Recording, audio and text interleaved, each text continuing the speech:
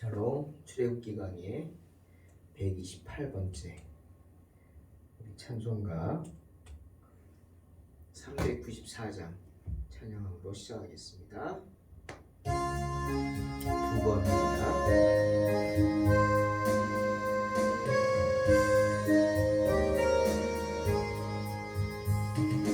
이 세상의 친구들 나를 버려도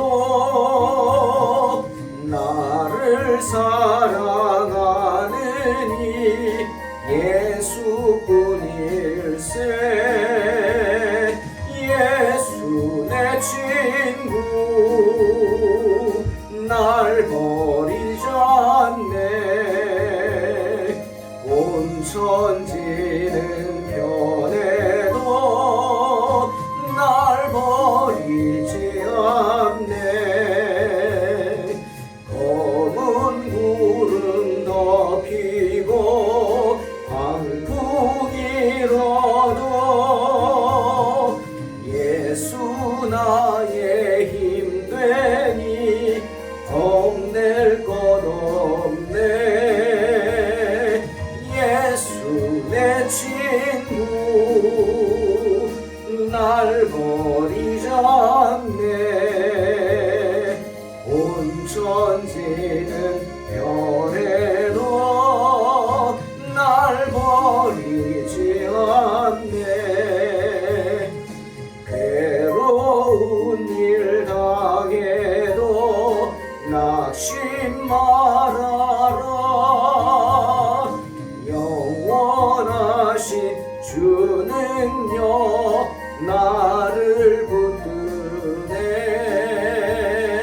예수 내 친구 날 버리지 않네. 온 천지는 변해도 날 버리지 않네. 우리 한 번 더. 이 세상의 친구들 나를 버려도 나를 사랑하는 이 예수뿐일세. 예수 내 친구 날 버리지 않네. 온 천지는 변해도 날 버리지 않네. 검은 구름 덮이고 광풍이 일어도 예수 나의 힘 되니 겁낼 것 없네. 예수 내 친구 날 버리지 않네. 온 천지는 변해도 날 버리지 않네. 괴로운 일 당해도 낙심 말아라. 영원하신 주는요 나를 붙드네. 예수 내 친구 날 버리지 않네. 온 천지는 변해도 날 버리지 않네.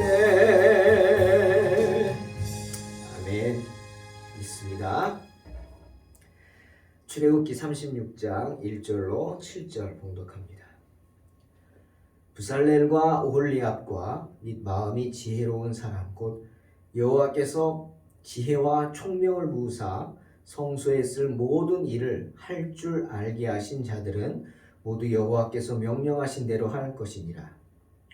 모세가 부살렐과 오홀리압과 및 마음이 지혜로운 사람 곧 그 마음에 여호와께로부터 지혜를 얻고 와서 그 일을 하려고 마음에 원하는 모든 자를 부르매 그들이 이스라엘 자손의 성소의 모든 것을 만들기 위하여 가져온 예물을 모세에게서 받으니라. 그러나 백성이 아침마다 자원하는 예물을 연하여 가져왔으므로 성소의 모든 일을 하는 지혜로운 자들이 각기 하는 일을 중지하고 와서 모세에게 말하여 이르되 백성이 너무 많이 가져오므로 여호와께서 명령하신 일에 쓰기에 남음이 있나이다. 모세가 명령을 내림에 그들이 진중에 공포하여 이르되 남녀를 막론하고 성소에 드릴 예물을 다시 만들지 말라 하며 백성이 가져오기를 그치니 있는 재료가 모든 일을 하기에 넉넉하여 남음이 있었더라. 아멘. 오늘 하나님께서 부르신 사람, 즉 하나님께서 하나님의 영을 부어주셔서 능력을 주시고 그 마음에 감동을 주신 사람들, 부살렐과 오홀리압만이 아닙니다. 그렇게 많이 모여든 사람들, 그들을 중심으로 하나님께서는 본격적으로 성막을 만드는 일을 명령하십니다. 그리고 그 명령을 수행합니다. 본격적으로 성막 만드는 일이 시작되는 거죠. 사랑하는 성도 여러분, 출애굽기 35장 10절에서 그랬죠. 무릇 너희 중 마음이 지혜로운 자는 와서 여호와께서 명령하신 것을 다 만들지니라. 저는 이 말씀을 매우 무겁게 봅니다. 중하게 생각합니다. 하나님의 일을 아무나 할 수 없다는 것이죠. 내가 하고 싶다고 해서 그냥 무작정 생각 없이 그냥 한마디 내뱉은 말로 하나님 일을 할 수 없다는 거죠. 성경에 말씀하시잖아요. 서원. 함부로 하나님 앞에 서원하지 말라. 그리고 하나님 앞에 서원한 것, 하나님 앞에서 입술로 내뱉은 말은 반드시 지켜야 한다. 그것도 같은 맥락이죠. 즉 함부로 서원하지 말라는 건 뭡니까? 내가 하나님 일을 하겠다고 함부로 말하지 말라는 겁니다. 정말 내가 하나님의 일을 하겠다 그러면 정말 해야 합니다. 무슨 일이 있어도 내가 하나님하고 약속한 일을 해야만 합니다. 그 이야기죠. 때문에 하나님의 일은 아무나 할 수 있는 것이 아니다. 하나님의 일을 할 수 있는 사람들이 어떤 사람들일까요? 어떤 사람들이 하나님의 일을 할 수 있을까? 오늘 그 말씀을 한번 나눠보려고 합니다. 성경은 뭐라 그랬어요? 35장, 출애굽기 35장 10절에서 하나님이 너희 중 마음이 지혜로운 자는 와서 여호와께서 명령하신 것을 다 만들라 그랬어요. 어떤 사람? 마음이 지혜로운 사람. 여러분, 마음이 지혜로운 사람 어떤 사람일까? 성경을 찾아봤습니다. 뭐 많겠죠. 많겠지만 마음이 지혜롭다고 생각하는 사람 많겠지만 지혜를 중심으로 한번 찾아봤더니 제가 오늘 한 9가지 정도가 눈에 보였습니다. 첫째는 잠언 10장 1절 지혜로운 아들은 아비를 기쁘게 하거니와 미련한 아들은 어미의 근심이니라. 무슨 말이죠? 마음이 지혜로운 사람, 즉 마음이 지혜로운 사람은 아버지의 마음, 아버지 하나님의 마음을 기쁘시게 하는 사람이다 라는 것입니다. 마음이 지혜로운 사람 어떤 사람이요? 첫 번째, 하나님 아버지의 마음을 기쁘시게 하는 사람. 그 다음 잠언 10장 14절에 이런 말이 있습니다. 지혜로운 자는 지식을 간직하거니와 미련한 자의 입은 멸망에 가까우니라. 여기서 간직하다, 히브리 말로 짜판이라는 단어를 쓰더라고요. 이 뜻은 간수한다는 뜻입니다. 저장하다, 그리고 간직하다. 마음 깊은 곳에 간직하다. 그러니 마음이 지혜로운 사람은 지식을 간직하는 사람, 즉 지식을 소중히 여기는 사람이다. 이런 뜻이죠. 그러니까 마음이 지혜롭기 위해서는 하나님에 대해서 아는 것이 많아야 합니다. 그래서 그리스도를 아는 지식에서 바울이 자라가라고 말하지 않습니까?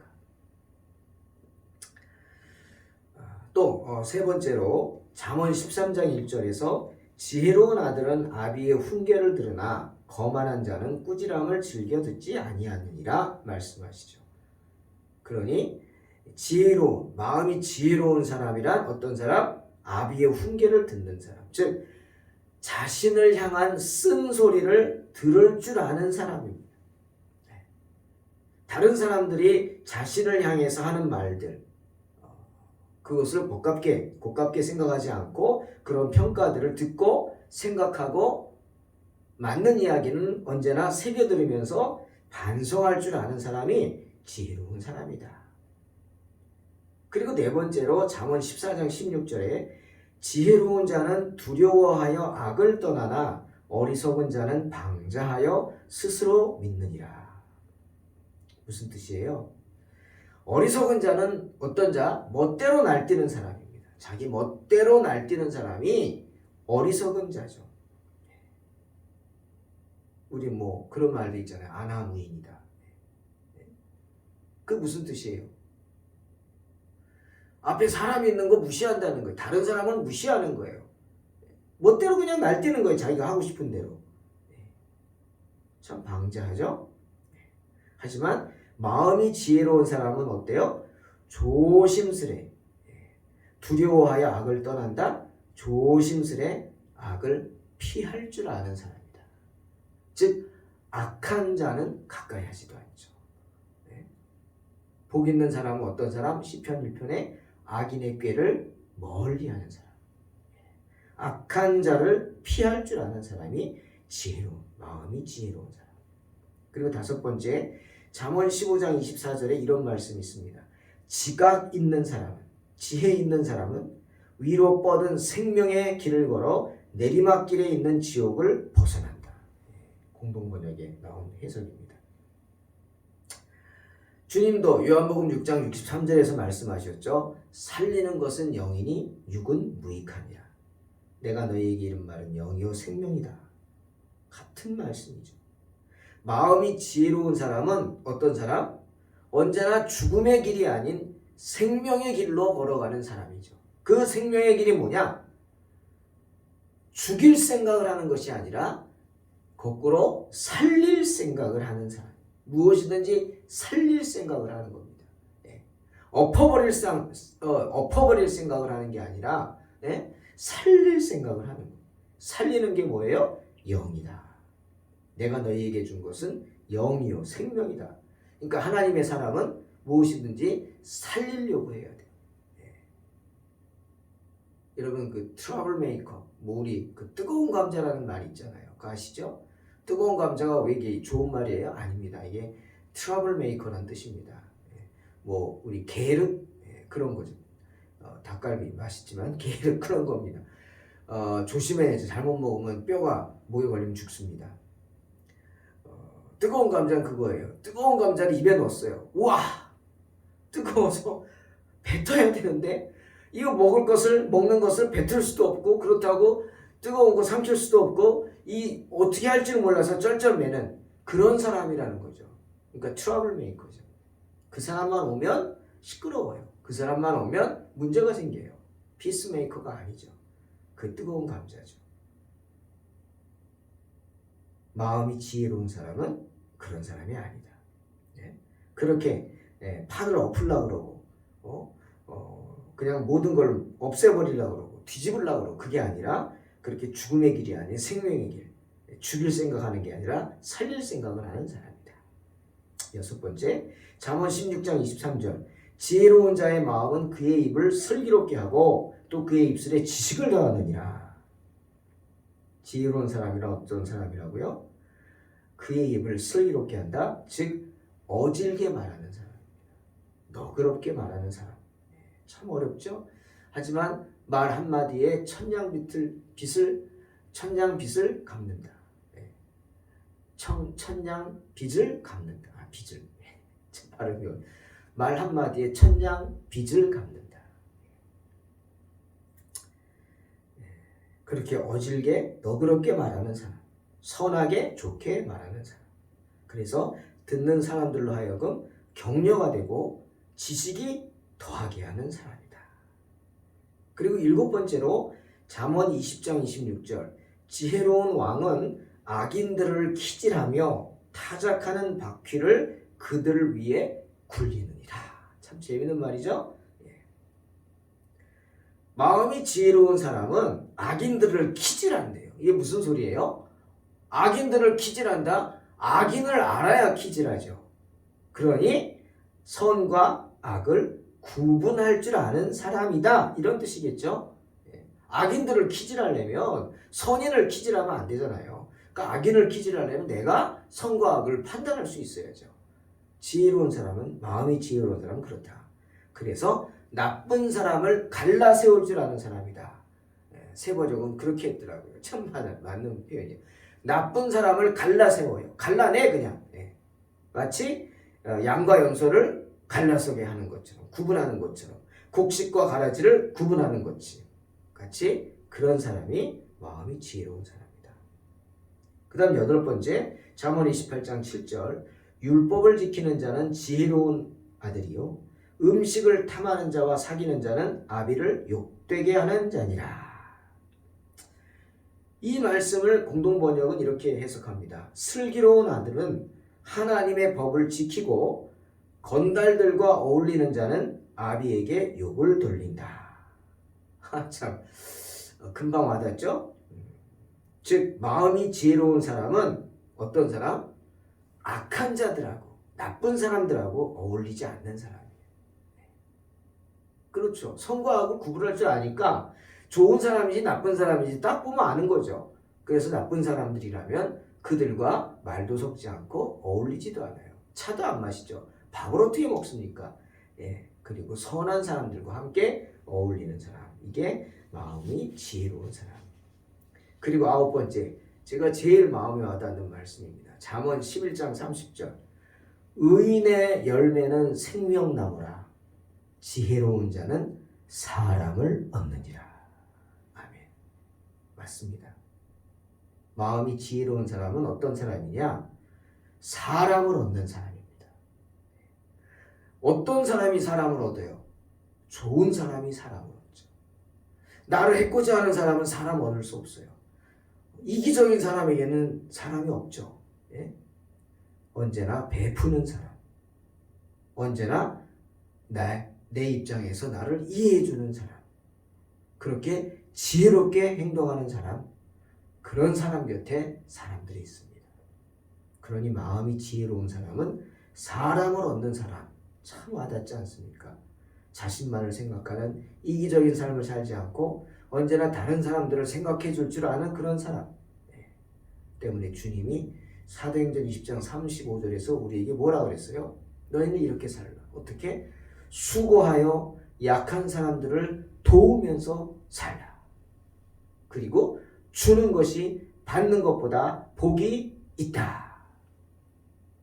주는 것이 받는 것보다 복이 있음을 알고 그런 사람이 되라 하시는 겁니다.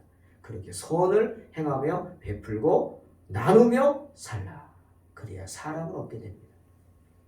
마음이 지혜로운 사람은 그런 사람입니다. 모세가 오늘 부살렐과 오홀리압 그리고 그 둘만이 아니라 마음이 지혜로운 사람들을 불렀습니다.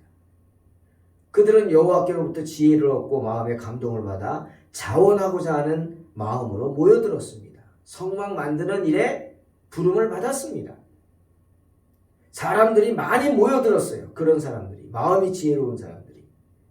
그러자 어떻게? 많은 사람들이 그들을 인정합니다. 이겁니다, 여러분. 사람을 얻는 거예요. 아, 그 사람이면 내가 믿을 수 있어. 하나님의 성막을 만드는데 누가 앞장서서 한대. 그분이면 내가 믿을 수 있어. 나 함께 할 거야. 사람을 얻는 겁니다.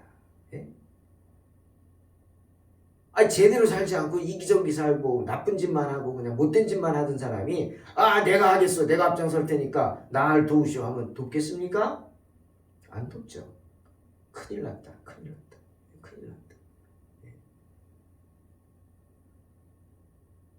어떤 무슨 지도자를 뽑을 때도 그렇지 않습니까? 그 사람의 캐리어를 보는 게 아니라 그 사람의 됨됨이를 보지 않습니까? 많은 분들이 그래요. 선거를 할 때 뭘 보느냐? 됨됨이를 보는 거예요. 저 사람은 안 돼. 왜 안 되냐? 들어보면 그 사람의 됨됨. 살아온 과정이 너무 치졸하고 이기적이고 편협하고 잔인한 삶을 살아왔어. 그런 모습들이 있는 사람은 안 된다. 왜? 지도자가 되면 그 다스리는 사람들을 잔인하게 다스리니까.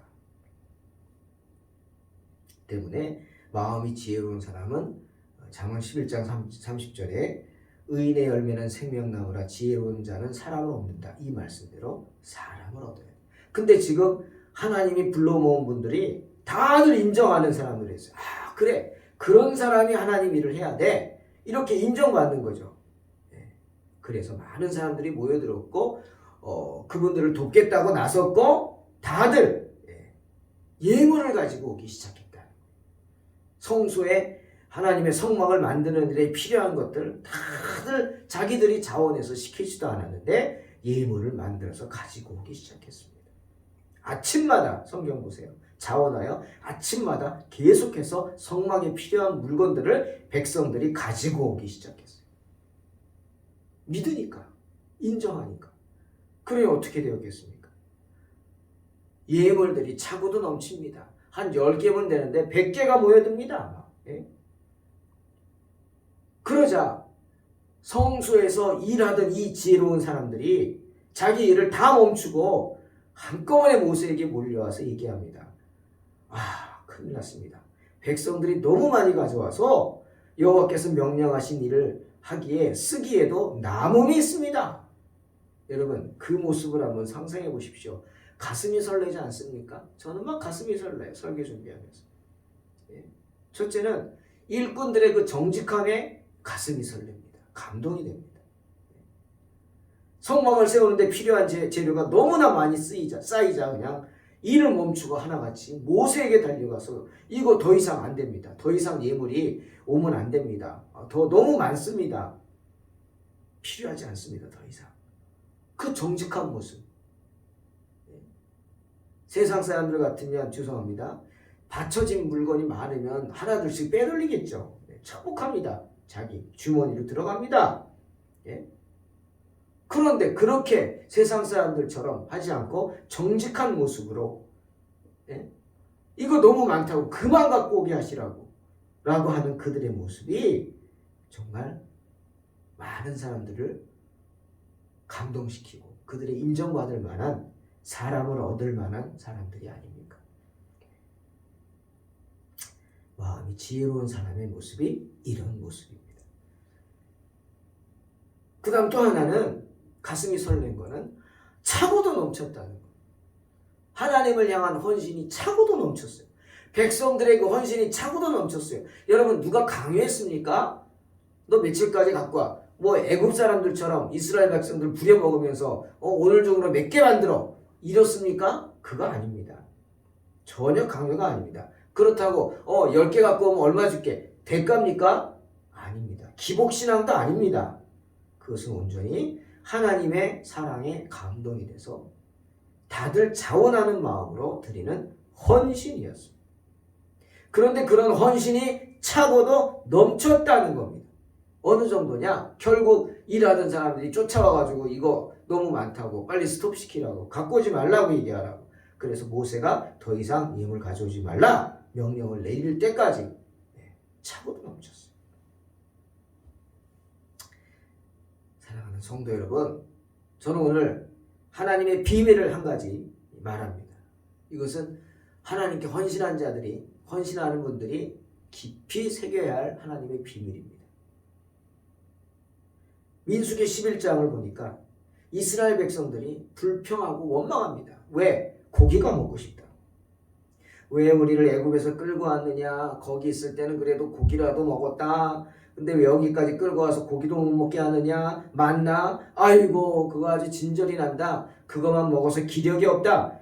벨소리를 다 하면서 이스라엘 백성들을 하나님께 불평하고 원망했습니다. 그런 이스라엘 백성들에게 하나님은 뭐라 그랬죠? 내일 고기를 먹게 하겠다 그랬어요. 얼만큼 먹게 하느냐? 하루나 이틀, 닷새, 열흘, 20날만 먹게 하는 게 아니라 아예 그냥 코에서 냄새가 나서 넘쳐서 싫어하기까지, 아유 고기 냄새 나면 진절이 난다 할 때까지 한 달 동안 그냥 고기만 먹게 하겠다 하셨습니다. 그러자 그 말을 듣고 모세가 뭐라 그럽니까? 깜짝 놀라서 아이고 하나님, 장정만 60만입니다. 장정만. 그러니 여인들과 노인들과까지 하면은 얼마나 많습니까? 한 200만은 될 것 같아요. 그 많은 사람 먹을 고기를 어디서 구합니까? 그들을 위하여 양떼를 잡고 소떼를 잡은들 족하겠습니까? 아니면 바다의 모든 고기를 모은들 족하겠습니까? 정말 모세도 어떻게 보면 합리적인 의심인가요? 그때 하나님이 그런 모세를 이렇게 말씀하시며 책망하십니다. 여호와의 손이 짧아졌느냐? 책망하십니다. 여호와의 손이 짧아졌느냐? 홍해 바다를 가는 게 누굽니까? 내가 이제 내 말이 내게 응하는 여부를 볼 것이다. 내일. 또 이사야 59장을 보니까 이스라엘 백성들이 외부의 침입을 받고 여러 가지 어려움 속에서 고난 가운데 기도합니다. 그런데 기도를 열심히 해도 그 기도가 응답되지 않는 것을 보고 하나님을 또 원망합니다. 그렇게 하나님을 원망하는 이스라엘 백성들에게 이사야 선지자가 이렇게 말합니다. 이사야 59장 1절 3절. 여호와의 손이 짧아 구원하지 못하심도 아니요 귀가 둔하여 듣지 못하심도 아니라 오직 너희 죄악이 너희와 너희 하나님 사이를 갈라놓았고 너희 죄가 그의 얼굴을 가려서 너희에게서 듣지 않으시게 함이니라. 이는 너희 손이 피해 너희 손가락이 죄악에 더러워졌으며 너의 입술은 거짓을 말하며 너희 혀는 악독을 내밀라. 사랑하는 성도 여러분, 하나님의 비밀, 여호와 하나님의 손은 결코 짧아지지 않습니다. 할렐루야. 내가 하는 일이 나의 욕심을 채우기 위한 것이 아니라면, 내가 하는 일이 하나님의 영광을 위한 것이라면, 하나님의 일이라면 우리 마음의 중심을 아시는 주님께서 넉넉하게 채워주실 줄로 믿습니다. 그러니 내가 해야 할 건 뭡니까? 내가 하나님께 쓰임받을 수 있도록 마음이 지혜로운 사람으로서 하나하나 준비되는 것입니다. 더 많겠죠. 근데 저는 9가지 말했잖아요. 하나님의 마음을 기쁘시게 해야 합니다. 그리고 하나님의 지식을 사모하고 지식을 소중히 여기는 사람 돼야 돼요. 말씀을 읽어야 돼요. 그리고 반성할 줄 알아야 돼요. 자기가 하는 행동에 대해서 책망을 들으면. 그리고 또 뭡니까? 조심스레 항상 악을 피할 줄 아는 사람이 되시기 바랍니다. 그리고 죽일 생각하지 말고 살릴 생각을 하십시오. 그리고 한마디 한마디 어지르게 너그럽게 말하는 사람이 되시기 바랍니다. 또한 선과 악을 구분할 줄 아는 사람이 되어 악인들을 키질할 수 있게 되시기를 주의 이름으로 축원합니다. 네. 악한 자들과 어울리지 말고 선한 사람들과 함께하면서 항상 사람을 얻는 사람이 되어야 합니다. 사랑하는 성도 여러분, 우리가 동탄 소망교회를 세우기 위해 힘쓰는 순간순간마다 하나님께서는 당신은 쓰시는 사람들의 마음을 감동하게 하셔서 언제나 우리가 하는 일에 남음이 있게 하실 줄로 믿습니다. 여호와의 손은 결코 짧지 않습니다. 그 사실을 믿고 오늘도 당당하게 주의 일에 힘쓰는 복된 성도들이 되시기를 주의 이름으로 축원합니다. 기도하겠습니다. 하나님 감사합니다. 언제나 여호와의 손이 짧지 않음을 믿음으로 넉넉히 이기느니라 말씀을 믿음으로 항상 주의 일에 힘쓰므로 먼저 내가 마음이 지혜로운 사람이 될 수 있도록 하나님의 사람으로 하루하루 거듭나고 성장하게 하여 주시옵소서. 감사드리며 예수님의 이름으로 기도하옵나이다. 아멘. 믿음으로 승리하시기 바랍니다.